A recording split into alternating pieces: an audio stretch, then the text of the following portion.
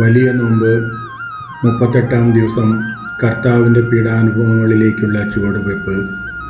വിശുദ്ധ വാരത്തിലേക്ക് നാം പ്രവേശിക്കാൻ ഇനി ഏതാനും ദിവസങ്ങൾ മാത്രമേ ബാക്കിയുള്ളൂ. ഈ 38-ാം ദിവസം നമ്മുടെ ആത്മീയ യാത്രയുടെ അന്ത്യഘട്ടത്തെ സൂചിപ്പിക്കുന്നു.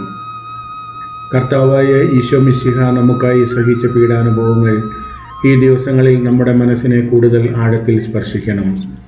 അവിടുത്തെ സ്നേഹം എത്ര വലുതാണെന്ന് നാം ചിന്തിക്കണം. മറ്റുള്ളവർക്കായി സ്വയം ബലിയായി തീർന്ന ആ വലിയ സ്നേഹത്തെ നാം ധ്യാനിക്കണം. കഴിഞ്ഞ 37 ദിവസങ്ങളിൽ നാം നടത്തിയ ഉപവാസവും പ്രാർത്ഥനയും നമ്മുടെ ജീവിതത്തിൽ എന്ത് മാറ്റമാണ് കൊണ്ടുവന്നത് എന്ന് ഈ 38-ാം ദിവസം സ്വയം നാം ചോദിക്കണം. നമ്മുടെ കുറവുകളെ ദൈവത്തിന് സമർപ്പിക്കാനും പൂർണ്ണമായ മാനസാന്തരത്തിലേക്ക് വരാനും ഈ സമയം നമുക്ക് ഉപയോഗിക്കാം.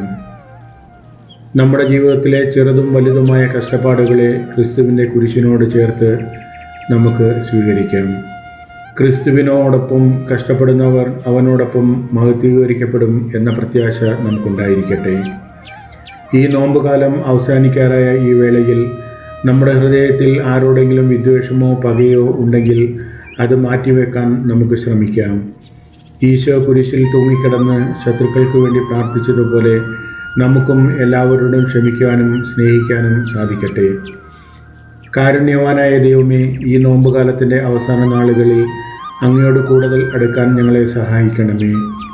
അങ്ങയുടെ പീഡാനുഭവങ്ങളെ ഭക്തിയോടുകൂടി ധ്യാനിക്കുവാനും പാപങ്ങൾ ഉപേക്ഷിച്ച് വിശുദ്ധിയോടെ ജീവിക്കാനും ഞങ്ങൾക്ക് കൃപ നൽകണമേ. ആമേൻ.